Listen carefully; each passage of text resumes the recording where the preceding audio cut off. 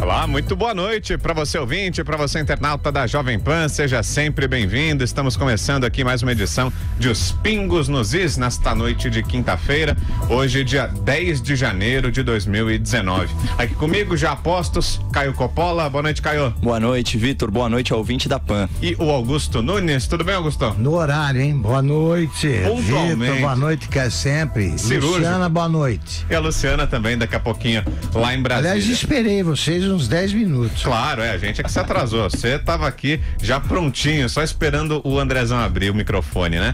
E vamos passando os destaques de hoje, então. O ditador Nicolás Maduro toma posse e diz que Bolsonaro é fascista contaminado pela direita venezuelana. 41% dos brasileiros são contrários à liberação de qualquer tipo de aborto no país. E você vai saber qual é o candidato mais querido das cadeias do Brasil. Isso e muito mais agora em Os Pingos nos Is. Roda aí, Andrezão. Opinião.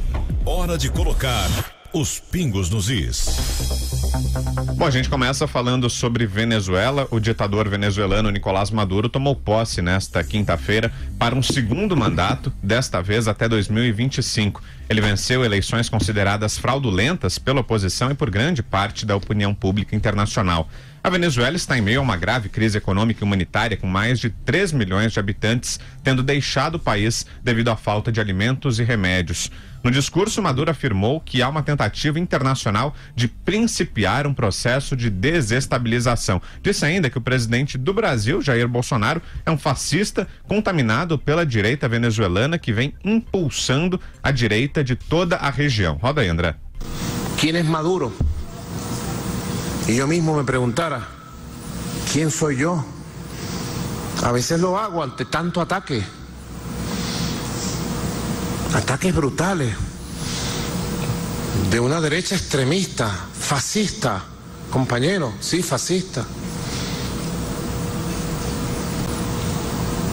No podemos ahorrar los calificativos en el caso de una derecha como la venezolana, que ya ha infectado de su fascismo, su intolerancia y su extremismo a la derecha latinoamericana y caribeña como se ha infectado.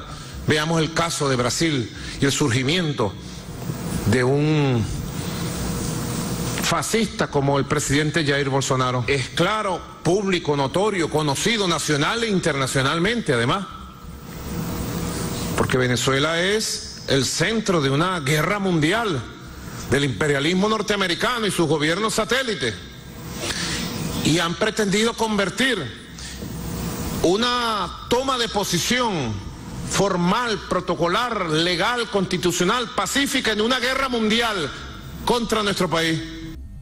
Estavam presentes a essa cerimônia no Tribunal Supremo de Justiça, onde aconteceu a posse de Maduro, alguns chefes de Estado alinhados a Maduro. Entre eles, o presidente da Bolívia, Evo Morales, o de El Salvador, Sánchez Serén, o dirigente cubano, Miguel Díaz-Canel, e o ditador da Nicarágua, Daniel Ortega. O PT também foi representado.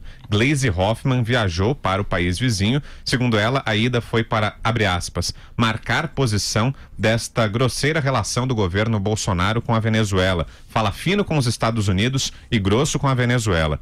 A viagem de Gleisi gerou um racha na esquerda. Luciana Genro publicou mais cedo na sua conta no Twitter, aspas, Gleisi vai representar o PT na posse do Maduro, dando uma mãozinha para aqueles que querem liquidar a esquerda.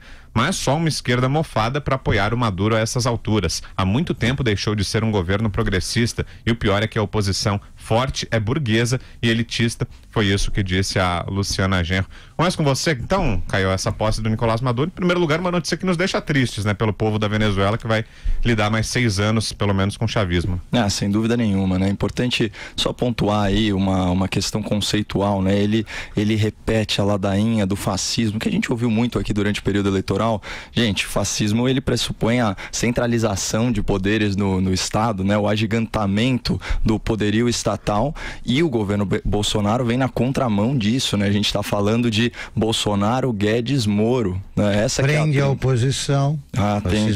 Aí você vai descrevendo fascismo, você vai descrever a Venezuela. Exatamente, era essa linha mesmo, porque aqui no Brasil o que a gente vê é um governo de viés liberal que quer manter a lei e a ordem como prevê o Estado democrático de direito, né? Já foi deixado muito claro que não haverá nenhum retrocesso em direitos e garantias fundamentais. Então, assim, essa retórica é esdrúxula e fantasiosa. Assim, vamos para a nota mais leve, né, da Gleisi Lula Hoffmann, a senadora que virou deputada para continuar privilegiada pelo foro especial por prerrogativa de função, né?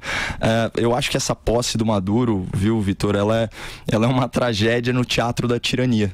É isso que ela é uma ficção, né? A Gleisi, ela em notas disse que ela quer se opor à política intervencionista e golpista incentivada pelos Estados Unidos, com a adesão do atual governo brasileiro e outros governos reacionários. Me lembrou a frase do Nelson Rodrigues, né? Eu sou reacionário, minha reação é contra tudo que não presta, especialmente o bolivarianismo do Nicolás Maduro, Hugo Chávez, et caterva, né? Assim que se fala. Eu queria colocar um ponto para você, professor Augusto, comentar, que é o seguinte: vamos falar de ação e omissão, né? Você vê, o Evo Morales, ele fez uma média, né? Ele acendeu vela para dois santos. Ele veio à posse do Bolsonaro, foi à posse agora do Maduro. Agora vamos pensar do ponto de vista da Gleisi, lembrando que a viagem dela foi paga com dinheiro do PT, portanto uma postura institucional. E não é o PT que não estava conseguindo pagar a vaquinha do Haddad, né? Tava sem dinheiro, né? Para viajar para Venezuela. Dificuldade para pagar do Zé Dirceu. Assim, para as coisas que são realmente importantes para o PT, como endossar a ditadura bolivariana, eles arranjam uma graninha, sabe? Bom, deve ter bastante dinheiro aí espalhado. Olha só a nota oficial do PT. Reconhecemos o voto popular pelo qual Nicolás Maduro foi eleito conforme regras constitucionais vigentes, enfrentando candidaturas legítimas da oposição democrática. Olha que loucura. Olha que loucura. E eles se abstiveram da posse do Brasil, tudo bem, foi uma ausência que preencheu uma lacuna, não fez falta nenhuma, mas mostra um desrespeito total ao processo democrático, esse sim democrático aqui no Brasil, né, Augusto? Olha só, o PT, ele escancara a sua alma autoritária ou quase totalitária na política externa. É ali que eles não conseguem disfarçar. Aqui eles ficam formando frentes democráticas, chefiada a mais recente chefiada pelo Fernando Haddad ou Andrade, segundo boa parte dos nordestinos que votaram nele. Agora é o seguinte, a Gleisi diz que está lá porque ela tem de protestar contra algumas coisas. Uma delas, a grosseira relação do governo Bolsonaro com a Venezuela, e que esse mesmo governo fala fino com os Estados Unidos e grosso com a Venezuela. É o contrário do PT, falava fino com a Venezuela e fingia que falava grosso com os Estados Unidos, que nunca falou. Companheiro Bush. Lula tem uma história maravilhosa que é aquela. Aí eu acordei invocado e liguei pro Bush. Ô Bush, ele não fala inglês, não fala nem português, o Lula. O Bush não fala português. Então como é que ele tem coragem de contar isso? Peguei o telefone, acordei invocado, peguei o telefone e dei uma dura no Bush. Tá bom, só que o Bush ainda precisa tá esperando a tradução da dura que não houve. Aí, tem isso aí. A outra, a Venezuela é o sonho mal resolvido, porque eles não podem defender tão escancaradamente, do PT. Eles sonham com isso. O que é a Venezuela? É isso aqui que a Gleisi, essa definição que a Gleisi tenta aplicar ao governo Bolsonaro. Não tem, como é que é? Uma grosseira relação do governo Bolsonaro. Mas tem uma outra, ela fala dos intervencionistas. Aqui ela fala governos reacionários, pode ser? Reacionários também, intervencionista e golpista. Intervencionista e golpista é o governo Maduro, que ela estava lá para homenagear. Aqui não. A diferença, além das mencionadas pelo Caio, inclui esta. Então eles não vêm, não comparecem à posse do presidente Bolsonaro dizendo que a eleição foi uma fraude, que não tinha o Lula. O Lula estava preso e não reconhecem a legitimidade da vitória do Bolsonaro. E reconhecem a vitória do Maduro, que não tem oposição porque põe na cadeia. A oposição está presa Lá tem uma definição, como diria o Milor Fernandes, definição definitiva do Oscar Arias, que foi presidente da Costa Rica e prêmio Nobel da Paz, esse que o Lula vive tentando todo ano, que resolve a questão. Tem preso político no país? É ditadura, não é democracia. Não tem preso político? É uma democracia. Qual é o preso político aqui? O sitiante de Atibaia, né? O dono do triplex, o ladrão, que é o Lula. Agora lá, tem gente presa sem julgamento há um tempão. Então eles estão trocando sinais espertamente, mas bancando os bobos. Augusto, só antes de jogar a bola aí para Luciana, eu queria só pontuar, porque você falou aí da palhaçada que foi essa eleição presidencial. A gente está falando de uma eleição para um mandato de 6 anos que vai prorrogar aí o Nicolás Maduro torturando a população venezuelana até 2025. Só para você ter uma ideia, tem mais de 20 milhões de eleitores cadastrados, aptos a votar na Venezuela, né? Apenas 8 milhões compareceram. A gente então está falando de 46% só das pessoas, então é um recorde de abstenção, né? Em 2013, 80% votaram, então você vê que as pessoas vão perdendo esperança na democracia. E a diáspora dos venezuelanos, eles estão aí... 3 milhões de venezuelanos refugiados espalhados pelo mundo, um boicote da coalizão de oposição. Você mencionou aí o que aconteceu com as figuras da oposição. Vamos lá, Leopoldo Lopes em prisão domiciliar, o Henrique Capriles com os direitos políticos cassados por 15 anos, e o Antônio Ledesma, que era aquele prefeito de Caracas, tá com asilo político lá em Madrid. Aí é mais fácil ganhar a eleição. Vamos ouvir Luciana Verdolim, lá em Brasília. Boa noite, Lu. Boa noite, Vitor, Caio, boa noite, Augusto, também aos ouvintes. Olha, em 2017, a mulher do Leopoldo Lopes, ela esteve aqui em Brasília, trouxe documentos, trouxe fotos das manifestações que estavam acontecendo na Venezuela, denunciou a situação que estava tomando conta do país, denunciou as torturas que estavam sendo praticadas contra o marido dela, pediu a ajuda do governo brasileiro, não surtiu muito efeito, mas ela diz que saiu satisfeita, porque ela estava vendo que ela estava sendo ouvida, porque lá na Venezuela eles não têm direito de expor posicionamento, é realmente uma ditadura. E o que é bastante triste é que é um país muito rico, né? A Venezuela tem a maior reserva de petróleo do mundo e não soube aproveitar essa riqueza. Então a gente vê vários fatos aí de ajuda à Venezuela, por exemplo. A Venezuela entrou no Mercosul numa época que o Paraguai estava suspenso, numa artimanha dos países vizinhos aqui para fazer com que a Venezuela entrasse no Mercosul, foi suspensa tempos depois. Então é uma situação muito complicada. A questão da imigração também é uma questão que deu muita dor de cabeça para o governo do presidente Michel Temer, e agora a expectativa é de que o governo de Jair Bolsonaro adote uma estratégia diferente, mas não se sabe ainda o que vai ser feito. Fechamento de fronteira ainda não está descartado, nem está confirmado, mas é preciso, porque o povo de Roraima está reclamando já há tempos e a situação está ficando insustentável. Então o governo está discutindo também o que fazer diante dessa situação. Pelo menos por enquanto a gente não tem um posicionamento, eles estão cuidando mais das questões econômicas, mas essas questões também, principalmente da fronteira, eles vão ter que sentar para discutir, definir uma estratégia. Você mencionou a mulher do Leopoldo Lopes, né? Eu entrevistei no Roda Viva. Ela estava feliz por ter sido recebida por alguns deputados e senadores. Ela não conseguiu ser recebida. Era Dilma, né? Acho que era Temer, né? 2017 já? Não. Em 2017 foi o Temer. Ela esteve aqui no Palácio do Planalto. Esteve com ele. Esteve, uma conversa rápida, mas esteve com ele, ele prometeu ajudar, prometeu tomar alguma atitude diplomática, mas não fez foi feito nada. Não foi no Roda Viva ela recebeu, mas não fez nada. Ela se queixou da inação até uma palavra gentil, porque eles foram cúmplices do governo do Chávez e depois do Maduro, da inação dos governos Lula e Dilma. Prendem o Lula por roubalheira, é preso político. Prendem o Leopoldo Lopes, depois do Henrique Capriles, e esses não são. Eles são o quê? O que eles roubaram? Que crime eles cometeram, além do, aspas, crime de pensamento, que não existe. Não existe. Só em ditadura. O que eles violaram? em matéria de artigo do Código Penal? Nenhum.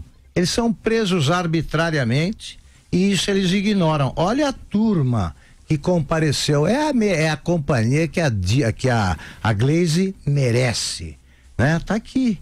O cubano, Miguel Dias-Canel, o Daniel Ortega, o Diego Salvador e o Evo Morales. Se você resolver prender aí essa turma por formação de quadrilha ou banda, é só dar voz de prisão. Porque é mais de 3, né? Pode levar pra cadeia. Eles não vão reclamar. E a Gleisi, só para enfatizar o que disse aqui o nosso Caio, ela fez o que faz jogador em fim de carreira, né? Você não pode jogar mais em time da Série A, você vai pra Série B. É o que ela fez, tá jogando na Série B. E ela vai ver o que é bom para tosse, encarando agora os líderes que não apoiam o PT. Agora é isso aí, esse aqui é o time do PT. Maduro, Morales. Aliás, o Morales não se resolve, né? Veio aqui também na posse. Tá tirando pra todo quanto é lado, né? Você sabe, Augusto, que você falou que a concentração de poder na Venezuela é o sonho do PT, né? E aqui muitas vezes, né, esclarecer pro ouvinte da PAN, que a gente emprega PT assim como uma metonímia, né? A parte pelo todo, né? Dá pra expandir pra toda a esquerda, sim, né? a esquerda PT toda. E satélites, né? Esquerda toda. Por que discutir a Venezuela é tão importante? Se a gente olhar em retrospecto, a gente teve aí 3 presidenciáveis, né, que eram vassalos do regime bolivariano. Vamos lá, Ciro Gomes, quando questionado se a Venezuela era uma ditadura, ele gostava de falar que o livro de cabeceira do Chávez era o livro dele, a autoria dele, com o Mangabeira Unger, né? Ele sempre tergiversava, ele falava, a época, em 2017, foi o auge das prisões políticas, tortura, inclusive assassinato de manifestantes, morreram mais de 200 manifestantes lá na Venezuela, Vitor. Ele falava que o regime cometia erros, olha esse eufemismo, né? Aí vai para Manuela Dávila, que tem aí cenas engraçadíssimas. Aqui são mal feitos.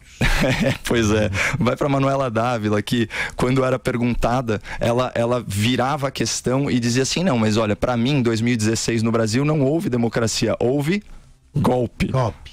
Ou golpe, né? Como se diria lá em algumas bandas, né, do Nordeste petista.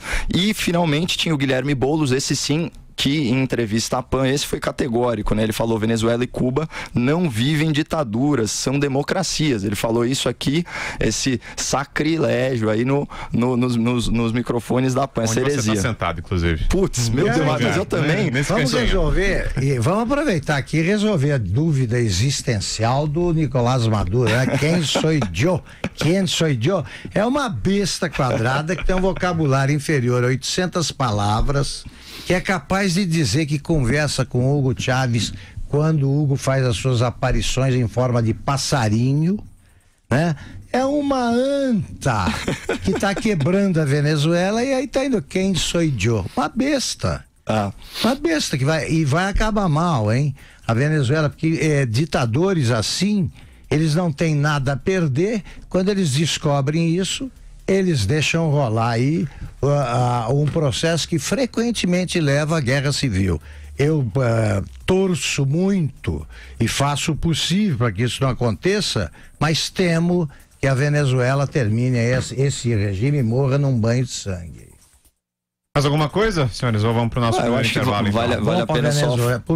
Eu acho que vale a pena só fazer uma nota, né? Que pelo ranking da liberdade da Heritage Foundation, a Venezuela é o segundo país mais reprimido do mundo. Só perde para a Coreia do Norte. Lá falta tudo, né? Falta remédio, falta alimento, bens de consumo generalizados, e aí é aquele negócio, né, que o Roberto Campos falava sobre o socialismo, né? A única coisa abundante é a escassez. E governado por loucos, né? Exumaram o Chávez morreu faz pouco tempo, exumaram o Bolívar, que morreu em outros séculos, para descobrir se ele tinha sido envenenado. Vê se é possível alguém agir assim e se apresentar como pessoa normal. Envenenado pelos americanos, hein? Dos 15 países reunidos No Grupo de Lima? Grupo de Lima. 14 aprovaram o não reconhecimento do governo Maduro. Só o México que não, porque agora mudou o governo, então chegou o López Obrador, que é de esquerda também, né? E entre os governos reacionários, né, que a Glaze citou, está o Canadá, do Justin Trudeau. Imagina, o Canadá reacionário. O Canadá é reacionário. Com aquele progressistazinho lá, tá louco. Vamos pro nosso intervalo, então, daqui a pouco mais aqui em Os Pingos nos Is. Até já. Os Pingos nos Is. Depois de mais um dia de calorão, o dia termina com pancadas de chuva em vários pontos do Brasil, só que a chuva mais pesada continua concentrada nas áreas mais ao norte e no sul do país, sobretudo no Rio Grande do Sul. Amanhã, sexta-feira, vai ser assim também. Tem previsão de chuva para a maioria das regiões brasileiras, mas a chuva mais forte deverá ser registrada desde o oeste do Amazonas até parte do Ceará e também no Rio Grande do Sul. O calor continua mesmo com essa chuva mais forte, o dia vai começar com 23 graus em Porto Alegre, onde à tarde vai fazer 29 graus. Em Palmas, no Tocantins, a máxima prevista é de 36 graus para a tarde da sexta-feira. Em São Paulo também tem previsão de chuva, mas é aquela bem típica da época do ano. Pela manhã, o sol vai brilhar forte e deve garantir o calorão. Amanhã o dia começa com 22 graus na capital paulista e à tarde vai fazer 33 graus. O fim de semana será de sol, calor e chuva de verão a partir do período da tarde. E facilmente a temperatura vai passar dos 30 graus, não só na capital paulista, mas também no litoral e no interior. Quer saber mais da previsão para a sua cidade e para todo o Brasil? Então acesse tempoagora.com.br. Desirê Brante da Somar Meteorologia. É com vocês nos estúdios da Jovem Pan. Oi pessoal, aqui é o Carlos Andreasa. A partir de agora, portanto, de 2019, eu terei um blog no site da rádio, no site da Jovem Pan. O blog tem o título Tem Método. Eu conto imensamente com a audiência, vamos aprofundar os temas, discutir cada detalhe, dissecar as notícias, sempre com bom humor, buscando um olhar, um ângulo de análise alternativo, politicamente incorreto, provocador, para botar o dedo na ferida. Vamos com tudo, tem método, conto com vocês, um beijo a todos. Tchau.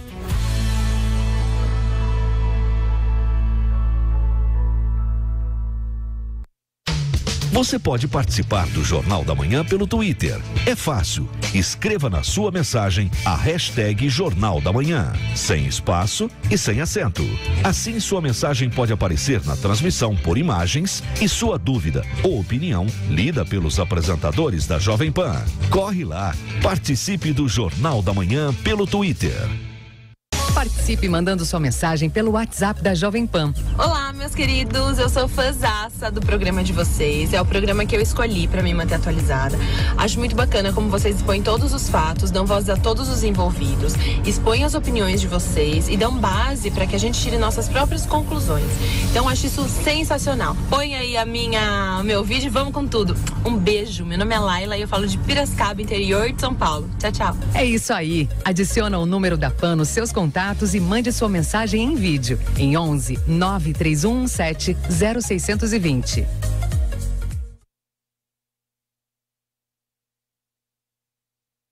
Opinião com credibilidade. Os Pingos nos Is.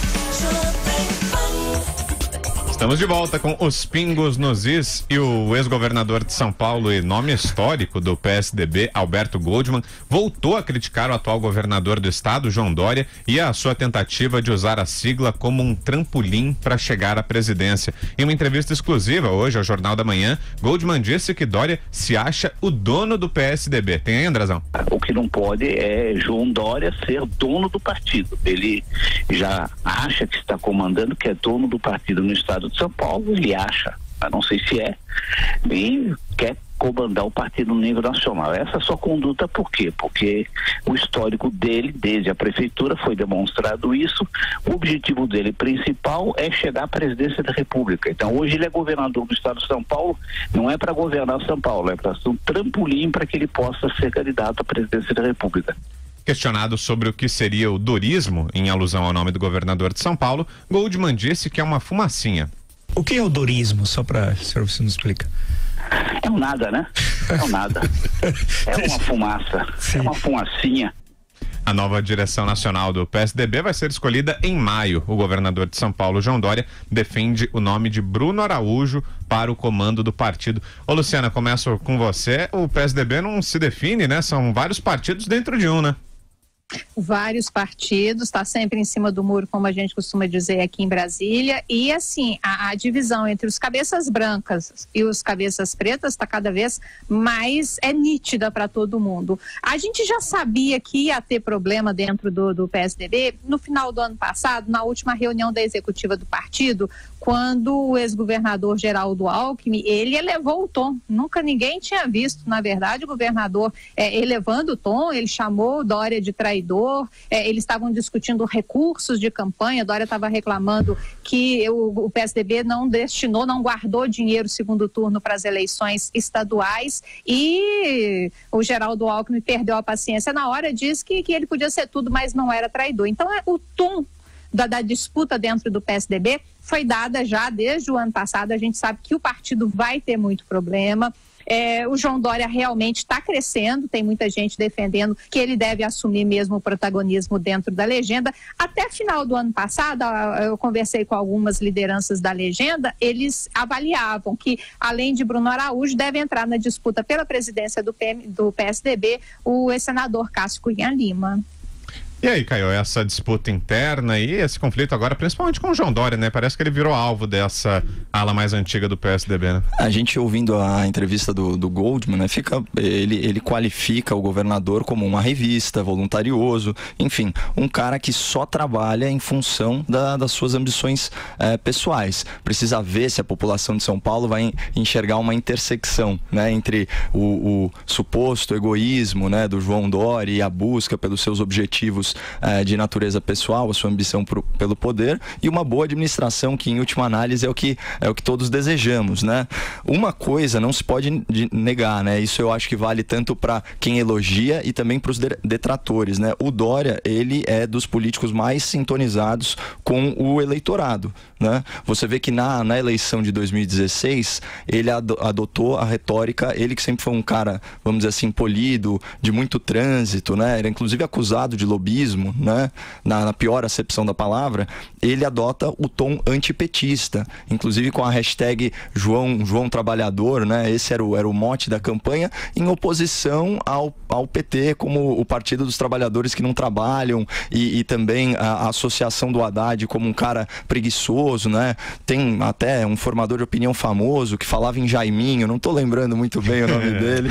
Ele costuma passar aqui de manhã.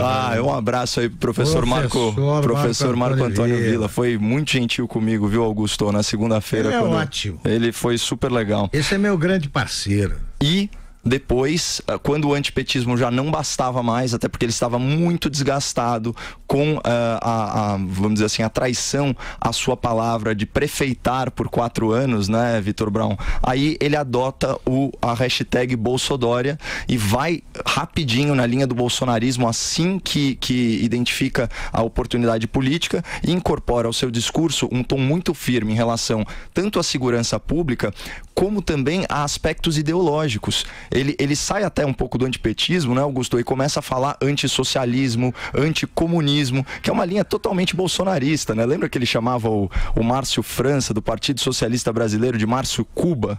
E por aí vai, né? Então é esse tipo de retórica. Então, assim, o dorismo, de certa forma, né, ao invés de ser uma fumaça, como colocou o Goldman, é muito mais uma metamorfose ambulante numa busca incessante por apoio político e popularidade. A gente vai lembrar que quando ele era prefeito, quando ele começou a prefeitar, ele tinha aquele negócio de vestir os uniformes, lembra, Augusto? Que se vestia de gari. Trabalhar de gari, jardineiro.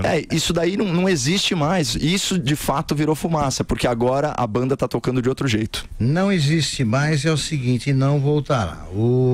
Esse negócio de chamar esse ismo, que vem depois de um nome, isso aí já é a política velha. E em São Paulo também não existiu com tanta frequência. Nós tivemos aqui o janismo, tivemos o ademarismo, malufismo, né, também. Malufismo não chegou a tanto, porque o janista e o ademarista, eles não se conversavam, brigavam, era time de futebol. Eles seguiam um outro. A renúncia do Jânio confundiu tudo. decepcionou muito os janistas e aí acabou o janismo com ele em vida. Agora, todos esses ismos, eles costumam morrer com o líder. Sim. Porque não há um conjunto de ideias que justifique até a formação de um partido. Exemplo mais recente, o que é o brizolismo? Ele só falava em perdas internacionais. Ele morreu, acabou o brizolismo. O próprio getulismo, né, que foi talvez o maior líder da política, da história política brasileira, governou o Brasil por 20 anos. O getulismo acabou. Não ficou também trabalhismo, que poderia ter sido uma doutrina e não se formou. Então, se existe ou não o dorismo, não existe o dorismo, também porque não existe o alquimismo, nem os alquimistas, não existe o montorismo, não houve o covismo e não houve o serrismo. Não tem isso aí. Então, não acho que isso aí seja uma ofensa. Mas tem o murismo. Vamos, que esse é do PSDB. Vamos né? às questões concretas. O Dória teve uma dificuldade imensa para superar, por 800 mil votos, pouco mais que isso, se não me engano, o problema surgido quando ele queimou a largada na corrida presidencial e mostrou que não iria ficar na prefeitura de São Paulo. Eu temia pela candidatura dele, pensando na reação dos paulistas. Para mim é estranho isso. Se eu acho que alguém está governando bem uma cidade, você vota nele para governador. Se você acha que não está governando bem, você não vota para nada. Agora, acusar alguém de sair de um cargo para ir para outro melhor, maior, mais importante, eu acho muito louco e dou um exemplo histórico.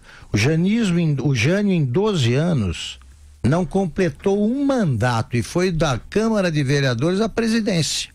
O povo apoiando. O cara é bom prefeito, vai governar o estado. Bom governador, vai governar o Brasil. Agora, desde a eleição do Serra, que ele perdeu, começou essa história. Não pode, o nego assina papel, dizendo que não vai sair. Para com isso. Abandono, né? Usa esse termo, né? Abandono. Eu acho que o Dória tem problemas que ele vai enfrentar, porque ele está explodindo o PSDB. Mas eu não sei se é uma grande perda, não, porque o PSDB foi sempre um partido da universidade, dos universitários que discutiam numa mesa de bar e tal, e apontavam um dos candidatos que se revezavam nas derrotas diante do PT.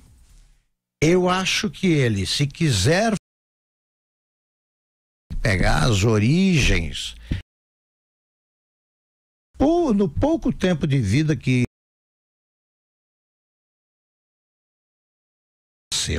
derrubar o muro é muito, pois a oposição interna é sempre mais forte no PT do que a luta interna é sempre mais forte que qualquer outra. Sim, lutado contra o PT com o mesmo entusiasmo com que eles lutam entre si, o PT não ia durar. Olha, se ele quiser juntar o partido para essa campanha presidencial estável, e aí a outra, eu não gosto de raciocinar sobre o C, mas no caso é inevitável. Foi candidato à reeleição, e se houver reeleição, será candidato a presidente. Mas o intervalo, daqui a pouco tem Pingos nos Is. Até já. Meio tempo para você. Os Pingos. Direto da redação. Olá, eu sou Alex Rufo e vou compartilhar aqui rapidamente a preocupação que certamente vem à tona na hora da compra de um usado. Sinistro, prêmio, franquia, apólice, se você acha que fazem parte do seu vocabulário, do seu dia a dia, imagine que precisa tomar uma decisão que não faça parte do seu, por exemplo, a melhor contratação do seguro para o seu carro. Aí, com essa difícil decisão, temos algumas dicas bem importantes para sua escolha. Comece pelo corretor, como se você fosse um executivo para sua empresa. Busque informações no mercado. Procure também saber se ele é sindicalizado ou uma associação de classe. Assim, você pode ter um raio-x que vai cuidar do seu patrimônio. Rastreador, sem e baixa pontuação na sua CNH podem gerar descontos no valor a ser pago pelo seguro do seu carro. Cada companhia de seguros tem um pacote específico para os modelos e marcas de automóveis disponíveis no mercado. Na hora de pedir uma cotação, lembre o seu corretor de principais seguradoras do país. É isso aí, sinta-se se tomar a sua decisão. Alex Rufo, Máquinas na Pan. Às 10 horas, logo depois do Jornal da Manhã, você tem encontro no Jovem Pan Morning Show. A gente vai falar ainda sobre o mundo sobre novelas, reality shows e séries. E também tem muita informação do dia para você continuar bem informado. Será que ele vai... Contra fatos não há argumentos. O meu problema é exatamente... Achei uma pegadinha bem desnecessária, viu? A gente te espera no Morning Show no YouTube todos os dias às 10 da manhã. Não se esquece de se inscrever e clicar no sininho para ser notificado. Vini, onde você estava? Você estava em Marte. É algo muito importante. Fico ali. E era tudo uma grande pegadinha do malandro. Ei você, tá com seu celular por perto? Sabia que a Jovem de Distância, o melhor do jornalismo e do entretenimento, vai ser o primeiro a saber de tudo. No Twitter, pra quem tem... E no Instagram, pra você que precisa de notícia rápida e, claro, bastidores. As redes sociais da PAN, o melhor do jornalismo e do entretenimento da sua mão.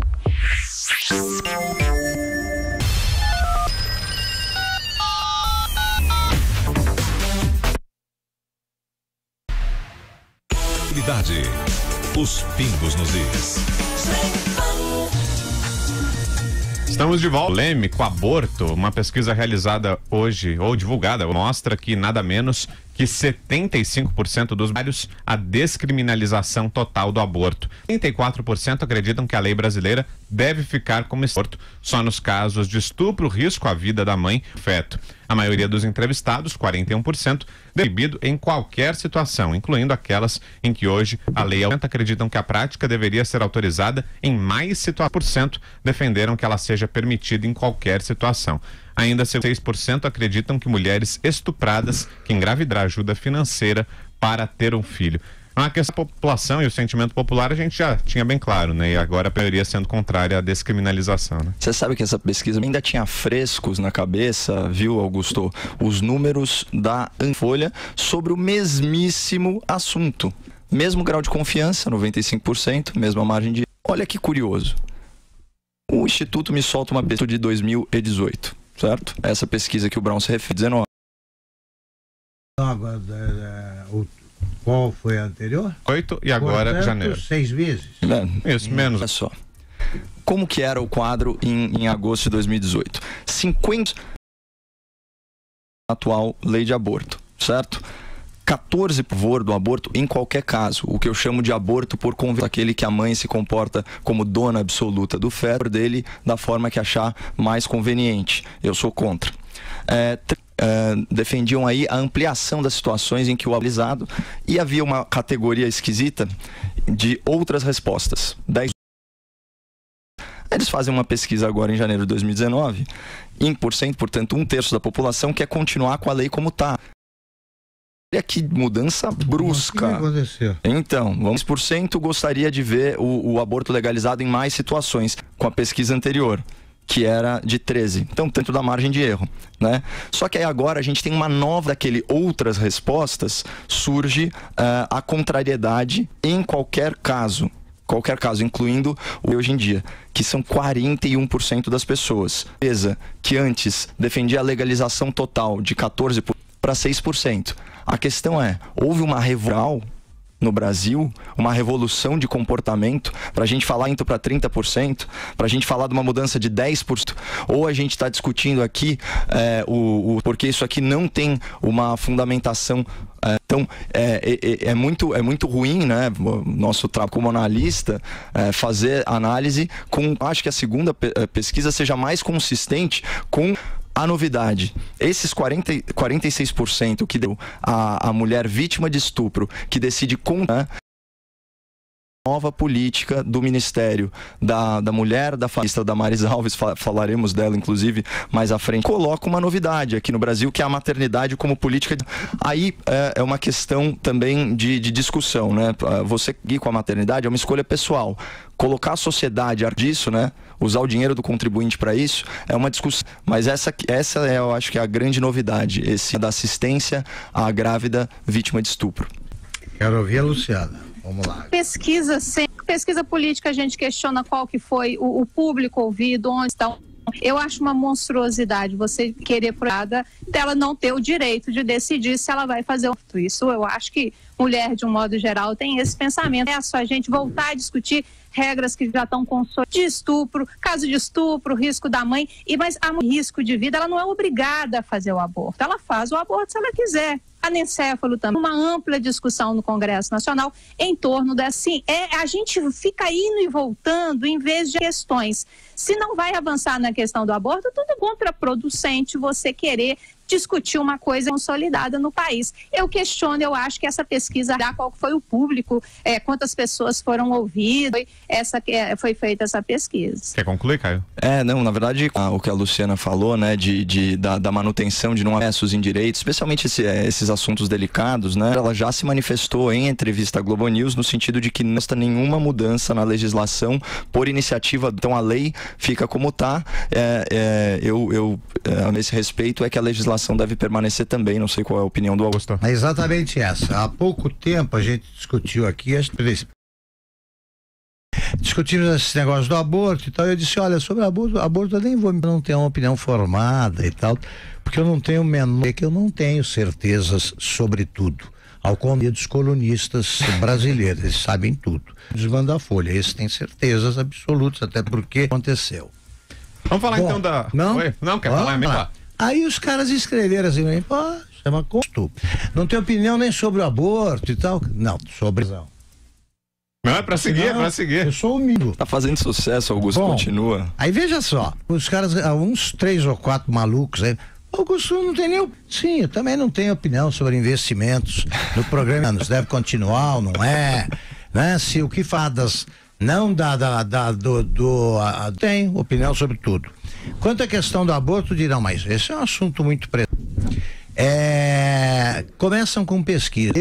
Primeiro, eu subscrevo tudo que disse e também o Caio, mantenha a legislação.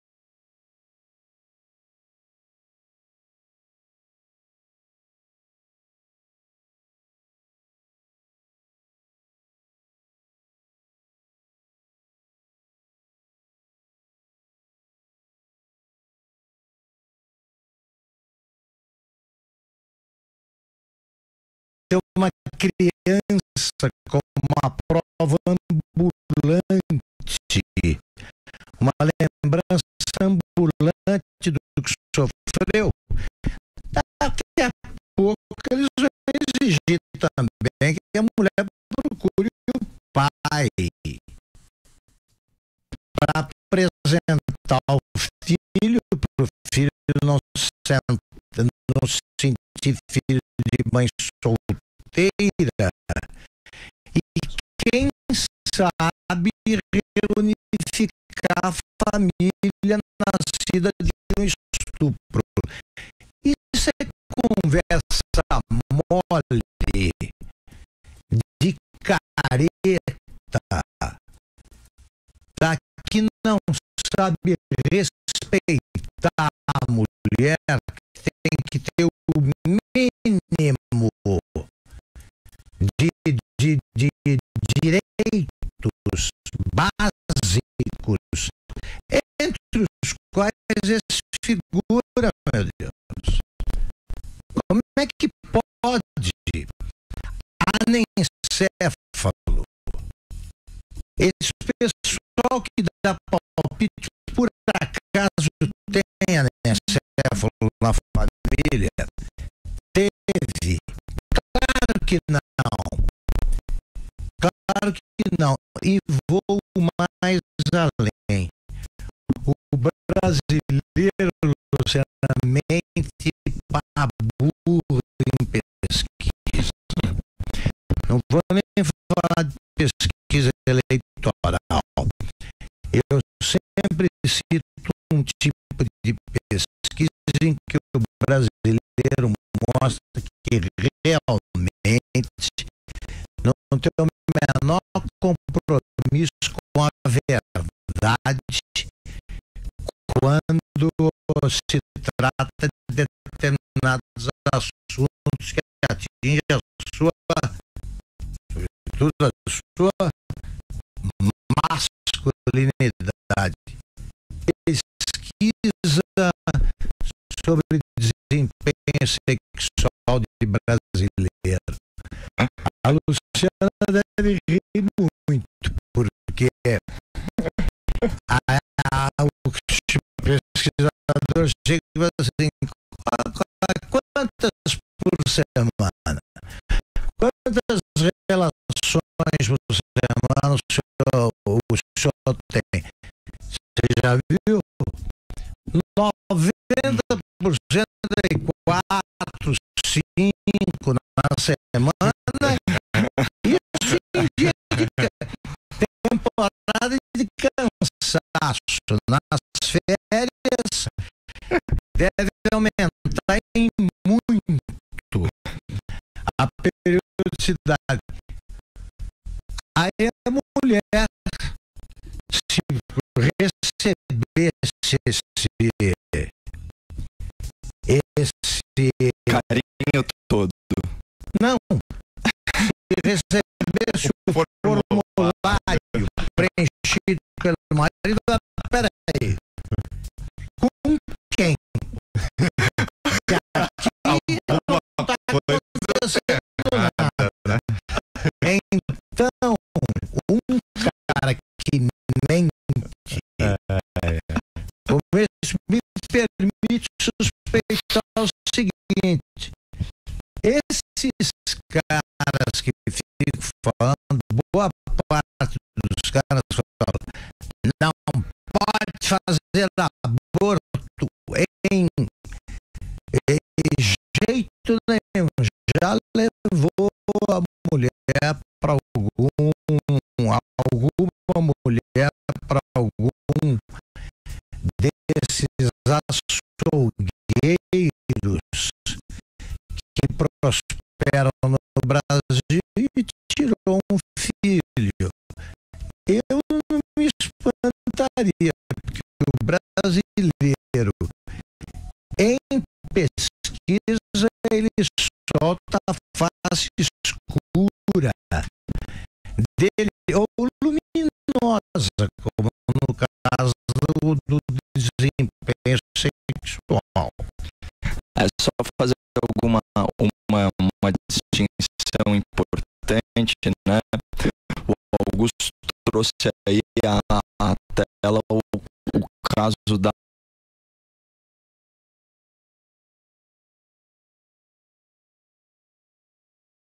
são 3 hipóteses, né, em que o aborto não é punido. Então, o risco de vida à mãe, né, o caso de estupro, isso está na legislação, está no Código Penal. E aí, por via jurisprudencial, né, em ação no STF, se estendeu também a ausência de punição para os casos de anencefalia. Por que isso? Porque o índice de mortalidade da criança anencéfala é de 100%, sendo que 50% já na fase uterina, ou seja, é uma vida inviável. É diferente do caso da Zika, que é de microcefalia. Nesse caso, a gente está falando, obviamente, de uma enfermidade sem cura, mas que não inviabiliza a vida humana, né? Então, nesse caso, no Brasil, ainda não é permitido. Vira e mexe, tem uma ou outra jurisprudência divergente, a doutrina é muito ambígua nesse sentido. Eu queria só fazer essa pontuação, mas tem aí sim, falando em retrocessos, falar em retrocesso de separação dos poderes. A ADPF 442, movida, adivinhem por quem? Pelo PSOL, que é um partido que não tem representatividade nenhuma e que, como não consegue passar sua agenda progressista no Congresso, vai legislar onde? Lá no STF, no gabinete da senhora Rosa Weber, no gabinete do senhor Luiz Roberto Barroso, né? É lá que eles vão fazer lei, já que eles não têm apoio popular nenhum. Na verdade, bom, o que eles querem fazer? Autorizar o aborto por conveniência até a 12ª semana de gravidez, né? O que pode ser discutido, né, em âmbito legislativo, jamais no judiciário, até porque a gente tem o Pacto de São José da Costa Rica, a Constituição e o Código Civil que vedam, que protegem o nascituro desde a concepção. Então eu só queria fazer essa observação, porque tem muita gente que não consegue fazer as leis e debater dentro do processo democrático e acaba por tentar o tapetão no nosso judiciário.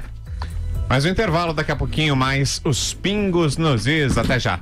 Aconteceu. Os pingos nos is. Curta nossas redes sociais ou acesse www.jp.com.br.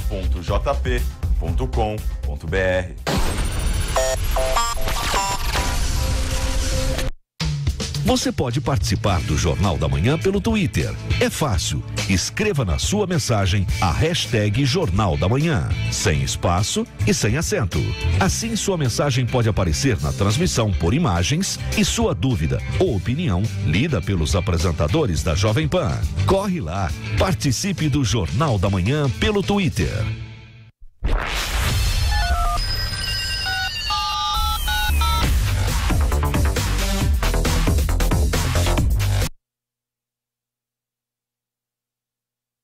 Opinião com credibilidade. Os pingos nos is.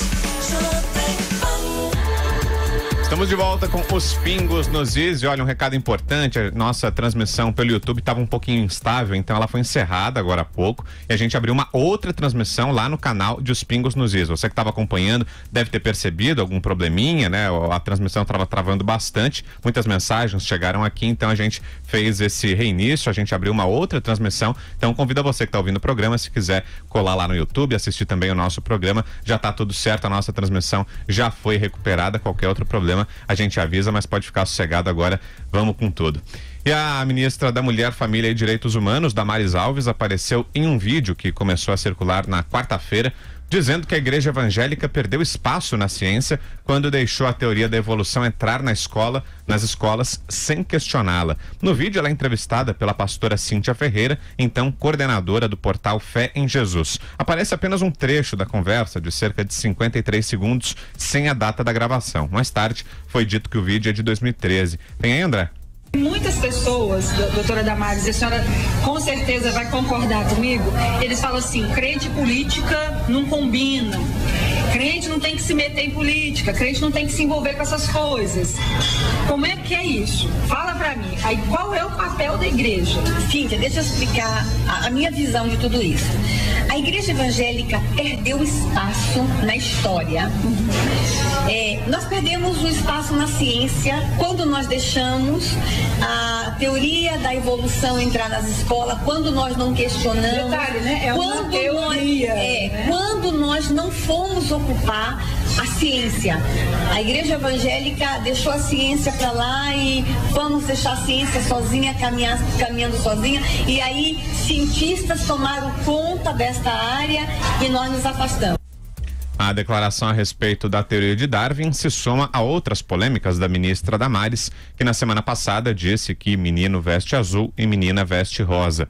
O ministro da Ciência e Tecnologia, Marcos Pontes, rebateu nesta quinta-feira a fala da ministra, abre aspas, não se deve misturar ciência com religião. Ela deve ter falado em algum tipo de contexto que eu não sei exatamente. Do ponto de vista da ciência, são muitas décadas de estudo para formar a teoria da evolução de Charles Darwin em diante. Foi o que disse o ministro Marcos Pontes. Começa essa com você, Luciana. O que você achou de mais essa polêmica? Olha, o ministro foi muito feliz nas afirmações. O que ele deixa muito claro? Que essa é uma opinião da ministra, não é um posicionamento do governo, não se trata de uma política do governo. Aí o Ministério das Mulheres fez questão de afirmar também que se trata de uma declaração de 2013, nada tem a ver com o atual momento, ela não estaria em nenhum momento tentando interferir nas ações governamentais, mas pesa contra, causa polêmica, causa desgaste ao governo do presidente Jair Bolsonaro, é alvo de críticas, já é a segunda polêmica que envolve o nome da ministra nos últimos dias. Então, assim, não ajuda, muito pelo contrário, prejudica muito esse iniciozinho de governo que já teve aí uns recuos, já teve ruídos, problemas de comunicação. Se fosse o pessoal do Congresso Nacional, quando chega no governo, não se trata da ministra, mas no meio político a gente vê muito isso, que eles costumam dizer o seguinte, que ser oposição é muito mais divertido. Ser oposição é muito mais gostoso, muito mais fácil. Porque você chega lá, fala alguma coisa no Congresso Nacional, dá uma notinha, mas as pessoas esquecem rapidamente. Quando você está dentro do governo, tudo que você fala hoje, tudo que você falou há 10 anos, isso interfere, pesa contra. Então, assim, há assim uma insatisfação dentro do governo, não há nenhuma sinalização de retaliação à ministra, mas há uma insatisfação, sim. Então, muitas críticas à imprensa, como se a imprensa fosse responsável por tanto problema que está aparecendo aí na comunicação oficial. Olha só, o governo, em primeiro lugar, o que está na internet continuará e vai aparecer muita coisa e você tem duas atitudes a tomar diante disso, não há uma terceira. Ou você mantém o que disse, ou diz que não pensa mais assim. Mudar de ideia é sinal de inteligência. Você pensa, você muda de ideia. O Brasil confunde muito coerência com teimosia. O pessoal admira o Luiz Carlos Prestes porque ele foi comunista dos 30 anos aos 90. Quer dizer, para mim, eu não consegui entender uma cabeça assim, porque ele devia andar de fraque, né? Continuar de fraque, chapéu, cartola, tal, coerente, né? Tem que continuar com a roupa combinando com a cabeça. O sujeito que pensa e que se questiona, ele se vai mudando de ideia e tal. A ministra, se continua pensando o que pensava, ela precisa botar na cabeça que não deve confundir, não deve meter religião e ciência no mesmo balaio e parar de falar sobre isso. Trabalho para ela não falta. Ela é ministra da Mulher, você, Luciana, vai poder dizer, se ela te pedir, você passa uma pauta extensa para ela sobre problemas reais, presentes e urgentes vividos pelas mulheres brasileiras. Família. Nós temos um problema da dissolução do núcleo familiar. Além de ser um fenômeno sociológico, um fenômeno dos tempos modernos, você tem que ver o que você faz com isso. Você tem tanto menino de rua aí, porque o sujeito não tem para onde voltar. Ele tem uma casa que acabou. Ele não conhece o pai, a mãe bebe, bate, etc. São casos comuns, é uma coisa a estudar. E direitos humanos, eu não preciso nem dizer. Defender aí os direitos humanos, não como esses gigolôs de direitos humanos abrigados em ONGs, mas defender sensatamente. Agora vai se meter com a teoria da evolução.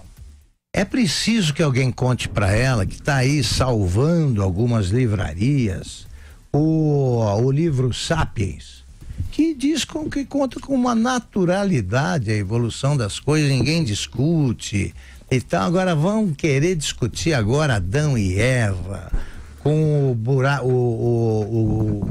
o grande boom lá, o Big Bang e tal. Não é hora, o governo está começando, tem 10 dias, e eu repito o que disse ontem, o governo precisa urgentemente, faz uma reunião com Saturno e fica quieto, porque foi o que disse, com palavras mais brandas, o nosso ministro Marcos Pontes, muito sensatamente. Sim, vocês parem, vão estudando aí, decorando os ramais das secretárias que vocês ainda não sabem, e deixa o pessoal que precisa dar notícias falar sem a interferência do presidente, aliás, e de pessoas chegadas a ele.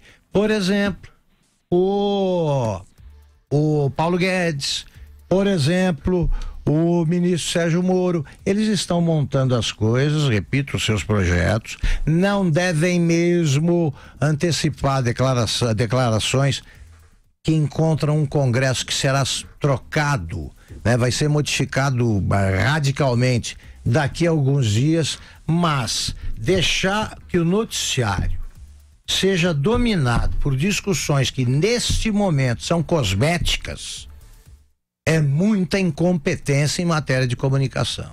E aí, Caio? Eu tenho uma proposta revolucionária. Eu já vou chegar nela, fazer um certo suspense. Porque o que eu tô vendo aqui, sabe, Augusto, é uma expressão que eu usei mais cedo no Morning Show, é um assassinato de reputação a conta-gotas, né? Então toda semana surge uma gravação do passado da ministra, geralmente de natureza religiosa e descontextualizada, né? O Augusto falou de duas possibilidades em relação às declarações que a gente faz na vida: mesmo.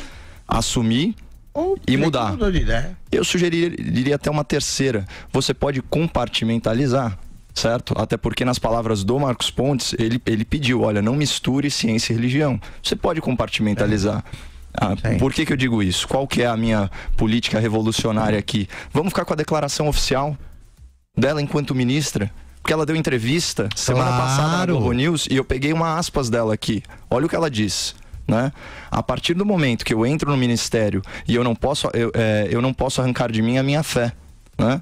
A minha fé caminha comigo e eu nunca vou negar a minha fé, mas quem está no comando do ministério é uma advogada, educadora, defensora dos direitos humanos, uma gestora pública. Nós vamos respeitar a laicidade do Estado, ninguém está impondo religião. Essa é a declaração oficial. Tá aí, Caio, a explicação. Tá aí a resposta que ela deveria ter dado, ou se existisse um esquema de comunicação do governo, os caras já se adiantariam. Peraí, ela já explicou. Não controla, né, Augusto? Ela não controla a narrativa da detração. Não, claro, mas ela pode dizer, olha, como eu já disse tanto, vai repetindo, porque senão, se você deixa o PT agir à vontade, como eles são delinquentes profissionais, como eles não têm compromisso nenhum com a verdade, eles acabam fixando lendas urbanas aí que nunca existiram. Vou dar 2 exemplos. O Fernando Henrique nunca disse a frase "esqueçam o que eu escrevi". Eu tinha certeza que ele tinha dito isso, professor. Ele disse o seguinte: ele estava num debate, ele me contou isso aí, falou, eu falei, por que você não desmente? Ele falou, eu não desminto porque eu já desmenti 500 vezes, não adianta nada. A frase é boa, eles ficaram com a frase. Ele disse o seguinte: um cara falou, no livro tal, num debate, quando vem perguntas da plateia, ele estava conversando, num livro tal, o senhor falou isso, ele falou desse jeito, esqueça o que eu escrevi, eu hoje, tal, esqueça o que eu escrevi daquele livro. Mas não adianta, tudo isso que eu estou dizendo aqui vai me custar o quê? Que eu também recebo alegremente aí. É tucano, tá defendendo Fernando Henrique e tal.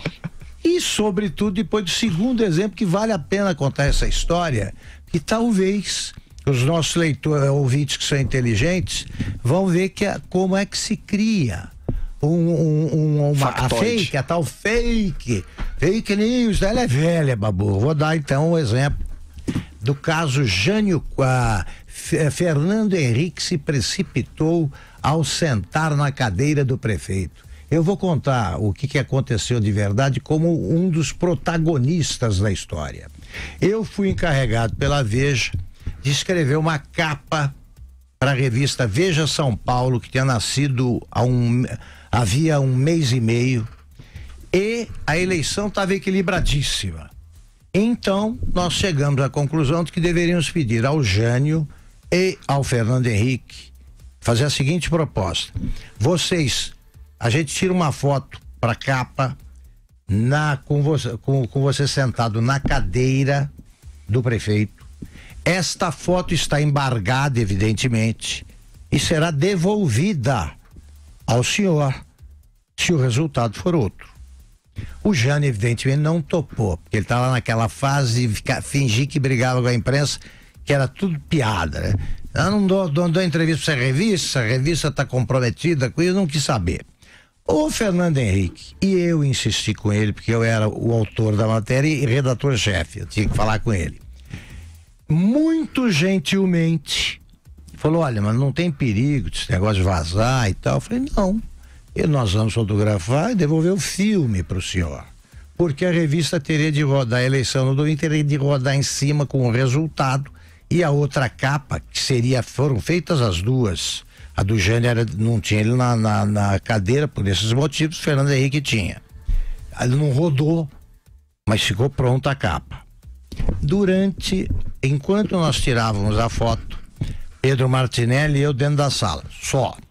Entra a assessora de imprensa do Fernando Henrique, que não era ainda a minha querida Ana Tavares.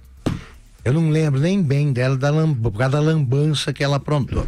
E entrou duas vezes falando a seguinte frase: Fernando Henrique, os coleguinhas estão bravos, porque só a Veja está aqui. Os coleguinhas têm que entrar e tal. Ela insistiu tanto que o Fernando Henrique, por ser gentil, repito, falou: manda entrar. Entraram o da Folha e do Estadão, os fotógrafos e repórteres. Ele explicou esse caso que eu acabei de contar aqui. Ele falou: olha, essa foto estou fazendo para a Veja, eles têm que fazer essa capa em cima da hora. Não é uma foto para divulgação e tal. E por isso que eu tô aqui. Que era o Mário Covas, era o prefeito, pediu emprestado. Os caras da Folha e do Estado se comprometeram a embargar a foto até o resultado e a nunca usar se o resultado fosse desfavorável. O Estadão cumpriu o prometido. Quem vocês acham que não cumpriu? O rapaz da Folha, na maior, disse ao Fernando Henrique, quando eles ligaram estupefatos com a publicação da foto, assim, não, o fotógrafo disse: o chefe disse que não concordou com o acordo. Lembra o Brasil, né? Quando faz acordo no governo do PT. Resultado: o Fernando Henrique ficou com a fama de arrogante por ser gentil. E eu já contei essa história 300 vezes. É minha essa história. Eu vivi, eu sou culpado. Eu assumo a responsabilidade por esta cena. E o coitado do Fernando Henrique vai morrer com a imagem de que aí foi o Jânio, desinfetou a cadeira e o resto é história. Mas eu estou contando de novo isso aí na vã esperança de que pelo menos 10 ouvintes acreditem que o Fernando Henrique não é, pelo menos, não é um homem arrogante. Quer concluir, cara? De jeito nenhum, depois de um caos desse. Então vamos pro nosso intervalo, André? Não? Daqui a pouquinho, então. Vamos para nossa próxima, então. A gente vai falar sobre o sistema presidiário. Um projeto prevê que presos paguem suas despesas na cadeia e está pronto para ser votado no plenário do Senado a partir de fevereiro, quando a casa retorna ao trabalho.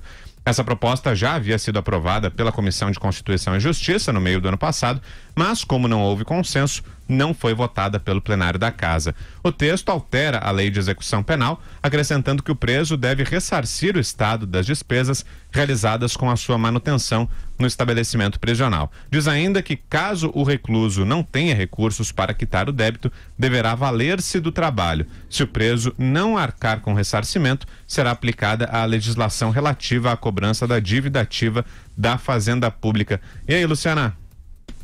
O projeto prevê, inclusive, assim, que presos por corrupção, por exemplo, aí eles têm, com certeza, dinheiro.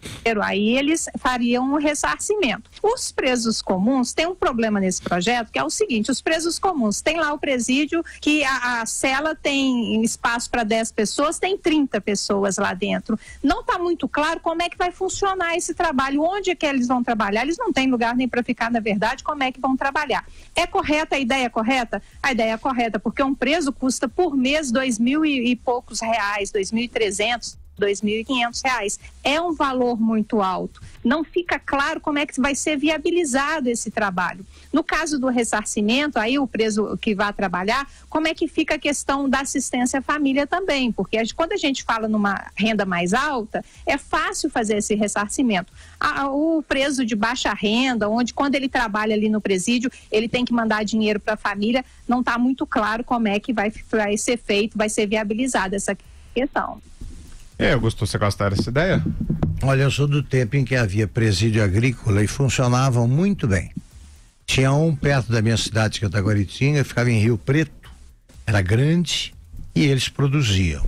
Eu sou inteiramente a favor, baseado numa tese antiga defendida pelo jornalista Hélio Gaspari, que parece só uma butade, não é, é um raciocínio muito respeitável. Ele diz o seguinte: o sujeito que é honesto e mora na periferia de São Paulo e tem ou está desempregado, ou tem um emprego miserável, aí esse cara tem uma vida muito pior do que a vida do preso. O regime, as coisas seriam mais justas ou menos injustas se a vida do preso fosse pior que a vida do pior, que a pior das vidas vividas por um brasileiro em liberdade, em tese, num bairro. Por que ele fala, porque em tese é liberdade? Porque quem não tem dinheiro, quem não tem emprego, quem tem emprego miserável, não tem o direito de ir e vir, só em tese. Se ele não tem dinheiro para pagar a passagem, a tarifa do transporte, como é que ele vai e vem? Ele fica lá. E a vida do preso é melhor. Eu não quero que a vida do preso piore. Agora, quem vive em masmorras medievais, né, o tipo de vida comparável, é quem está em liberdade na periferia e desempregado. Os presos têm sim que trabalhar. E mais, Luciana, não é tão complicado assim, porque boa parte do que se diz da superlotação carcerária das prisões é lenda, porque eles incluem na contabilidade quem está em liberdade provisória, liberdade condicional, eles contam todos. Segundo um desembargador muito respeitável, que é especializado nesse assunto, você tem no total, em regime de prisão fechada, que é o que vale 300 e poucos, 70. Aí apresento 500 mil, o Brasil prende muito, não é verdade. Agora tem de pagar, sim, acho bom. Ei, Caio. Mas aí passaria também, Augusto, pela construção de novos presídios. Isso é um projeto aí de longa, né? De longuíssimo prazo. O Zé Eduardo Cardoso, que inventou a expressão masmorra medieval, quantos presídios ele construiu? Nenhum. Aliás, o Moro anunciou hoje mesmo, né? Acho que de medo, né? De sobrar vaga para ele. Ele anunciou hoje mesmo aí plano de construção de presídios, mas assim, essa medida de fazer o preso arcar com os custos aos quais ele submete o Estado, isso vai ao encontro dos anseios da população, que cansou da bandidolatria, né? É evidente. E inclusive está alinhado com a MP da fraude, previdenciária, que está querendo passar um pente fino, viu, Augusto, naqueles 2 bilhões de reais que são pagos a título de auxílio reclusão, né? E que estima-se 40% é fraude. Então tem 800 milhões de reais sendo desviados dos cofres públicos, né? Nesse esquemão do Bolsa Presidiário, né? Aqui, olha, a MP da fraude, o que ela quer fazer? Ela quer que haja primeiro um recadastro, né? E também alguns parâmetros mínimos, viu, Vitor? No sentido de, o cara tem que contribuir pelo menos 12 meses para o INSS, acabar com, vamos dizer assim, um recurso que os advogados aí sempre muito hábeis, né, em analogias e tal, conseguem para que o preso seja beneficiário mesmo sem ter contribuído como é o esperado, né? Então assim, acabar com isso tudo. É R$1.300, ó. O valor base, né, do auxílio reclusão é de R$1.300 e ele pode sim ser maior, porque ele toma como base de cálculo a pensão por morte. E falar em preso de baixa renda é uma ficção, né, pessoal? Porque a renda do preso, ela não é formal. A renda dele vem do crime, o dinheiro vai por fora. E mais, na cadeia ele não gasta, pô. Qual é? Só tem entrada, não saída. Exatamente. Agora tem o seguinte, você está me lembrando uma boa. Toda vez que tem um saidão, eles têm dinheiro pro ônibus, né? Eles não vão a pé para algum lugar, aí às vezes roubar, tá? Imagina, o Estado paga até vale transporte para os familiares irem visitar os presos. Isso é um absurdo. Isso aí precisa acabar. E ainda falando de cadeia, Augusto, olha essa nota aqui. Um levantamento feito pelo jornal o Globo mostrou o seguinte: na última eleição, o petista Fernando Haddad teve 82% dos votos nas cadeias, os votos dos presidiários. 82% para Haddad, 17% para Jair Bolsonaro. O Haddad teria ganhado de lavada se a votação fosse só da grade para trás. Vale lembrar que apenas presos provisórios participaram da eleição. Isso aí fortalece a teoria que eu venho defendendo faz tempo, de que a carreira política do Lula não acabou, porque ele pode perfeitamente ser o líder do sistema da população carcerária. Se ele nessa marcha, se o ritmo de processos a que ele responde continuar assim, ele vai tirar o Marcola de qualquer páreo. O Lula vai estar aqui, o Haddad, que é um novato, que ainda não foi pra cadeia, 82, ainda? Olha, e eu então quero fazer um reparo nas minhas declarações. Eu vivo dizendo que o Lula acabou essa conversa de transferir voto, que quem transferiu foi o Bolsonaro. Não, na cadeia ele transfere voto. Tá aqui, ó, o prestígio do Lula. O Haddad teve 82%. 47, isso aqui é coisa de estadista. Vai ser ovacionado quando for pra prisão. Aclamação. Tem um favorito já na cadeia, né, Lu? Sensacional. Isso é facilmente explicado, porque o discurso do Bolsonaro foi muito duro, né? Combate ao crime organizado. Eles devem ter ficado assim, não gostaram do programa. Não gostaram do programa. Não. Agora, 17% aí dos criminosos não estavam muito informados sobre política, né? Porque votar no Bolsonaro... Não dá pra entender. Não é verdade? Não dá pra entender. Aliás, fica só uma recomendação então aí pro nosso novo Congresso, né? Não tinham nem que estar votando, podia suspender temporariamente os direitos políticos dessa cambada enquanto eles estiverem lá. Demais isso. A gente tava fazendo tanta piada, não percebeu que tinha uma questão séria aí. Não tem que votar coisa nenhuma, pelo amor de Deus. Se tivesse essa superlotação mesmo, o PT teria ganho, né, Augusto? Se tivesse tanto preso assim, né? Isso estaria bem. Claro. O PT estaria bem. E o sujeito não tem discernimento para saber se é certo ou errado, né? E aí escolhe um candidato. Vamos pro nosso último intervalo então, Andrezão, roda aí. Os pingos nos is.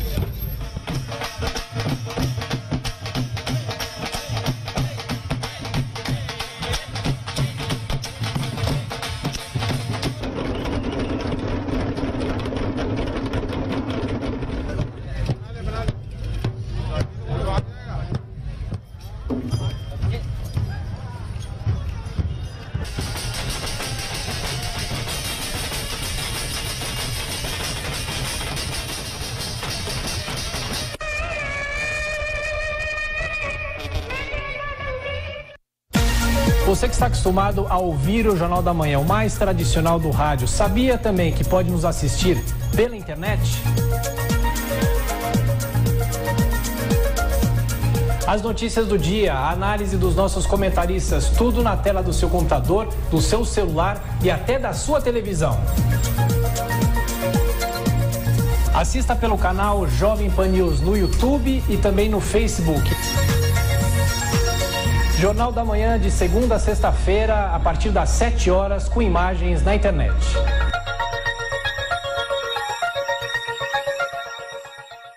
Participe mandando sua mensagem pelo WhatsApp da Jovem Pan. Olá, meus queridos, eu sou fãzaça do programa de vocês. É o programa que eu escolhi para me manter atualizada.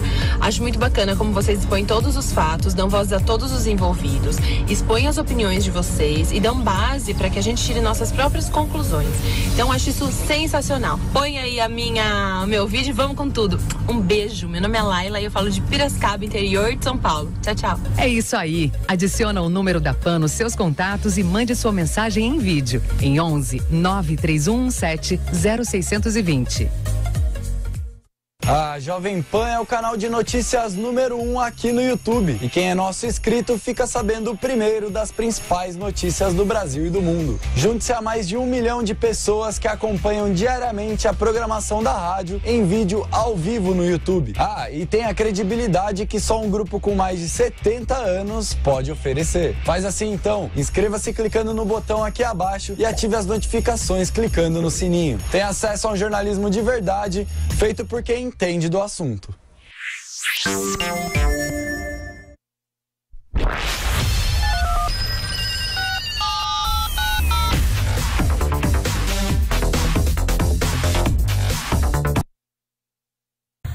Opinião com credibilidade.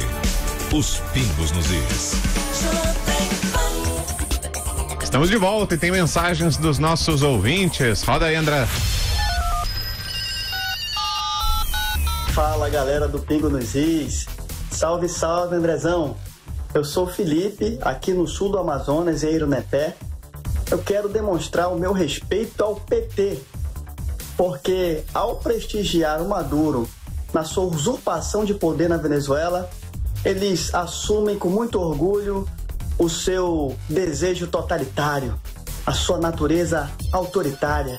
Esse é o PT que nós conhecemos. Olá, pessoal. Meu nome é Fabiana, eu falo de São Paulo, da Zona Norte. Gostaria primeiro de agradecer ao jornalismo sério que vocês fazem e falar sobre o aborto, que sou favorável apenas aos casos previstos em lei. Fora eles, acho que não. Cada um tem que se responsabilizar pelos seus atos. E se a mulher decidir ter o filho após o aborto, após o estupro, eu acho que o Estado poderia ajudá-la no primeiro ano de vida da criança, mas depois não, já que foi uma decisão dela ter o filho, então ela assume a responsabilidade de ter essa criança. A sociedade não pode arcar com isso. Obrigada e um beijo a todos. Eu tô passando por aqui para dizer que eu fui para Venezuela ainda em 2010 e o país já estava numa situação muito crítica, muita violência em Caracas e um país muito difícil de lidar com dinheiro. Eu tive uma experiência péssima no aeroporto. As pessoas fingiam que vinham te ajudar para tentar te vender moeda e comprar dólar e tudo mais. Ainda na saída, os militares queriam revistar a sua mala ali no meio do saguão. Uma coisa terrível. Eles queriam um suborno normalmente, né? O que me diziam. E então eu prometi para mim mesmo que eu nunca mais ia voltar para Venezuela. Eu espero descumprir a minha promessa. Espero que a Venezuela vire um país democrático e mais feliz daqui a alguns anos. Vamos ver. Um abraço para vocês. Obrigado a todo mundo que mandou mensagem. E só para complementar, uma outra informação que chegou agora, uma manifestação do Ministério das Relações Exteriores, a primeira nota oficial divulgada pelo governo a respeito da posse do Maduro. O Brasil confirma seu compromisso de continuar trabalhando para a restauração da democracia e do Estado de Direito na Venezuela e seguirá coordenando-se com todos os atores comprometidos com a liberdade do povo venezuelano. Essa é a nota aí divulgada pelo Ministério das Relações Exteriores, pelo ministro Ernesto Ernesto Araújo. Valeu você que mandou mensagem. Vamos para mais um assunto, uma outra informação que chegou agora. O presidente Jair Bolsonaro, depois de uma reunião com ministros e representantes da aeronáutica, anunciou que não vai vetar a fusão da Boeing com a Embraer. A informação foi confirmada em uma nota divulgada agora há pouco pelo Palácio do Planalto. Na última sexta-feira, Bolsonaro havia colocado em dúvida um dos pontos do acordo entre Boeing e Embraer, o que derrubou em 5% as ações da fabricante nacional de aviões e acendeu o sinal amarelo nas duas companhias. Luciano, uma questão que estava aí meio pendente, né? E agora vem o posicionamento oficial do governo em relação a isso. O presidente Jair Bolsonaro não vai vetar a fusão. Teve uma reunião grande no Palácio do Planalto com representantes da Aeronáutica, do Ministério da Economia.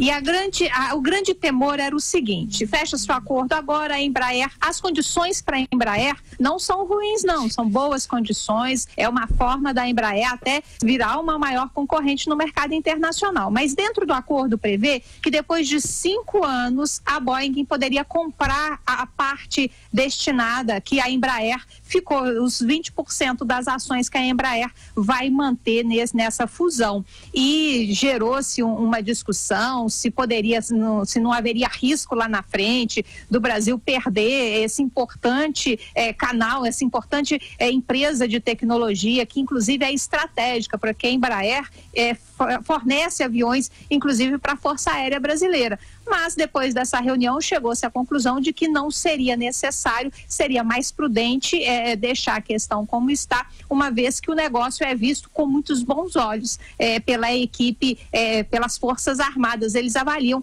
que é um bom negócio, que não vai prejudicar a inteligência brasileira, a infraestrutura, nem o Brasil vai perder a influência nesse mercado da aviação. Diga, Augusto. Eu acho que é isso aí que o governo deve fazer, ver se tem algum problema tal para esclarecer, porque evidentemente em negociações tão longas como foram essas, todos esses detalhes são discutidos e os negociadores que representaram a Embraer são suficientemente sensatos para saber que eles não podem fazer coisas que interferem no desempenho das Forças Armadas ou na segurança nacional, etc. Então, antes, o brasileiro tem essa mania, né? Primeiro atira e depois pergunta o nome do fuzilado.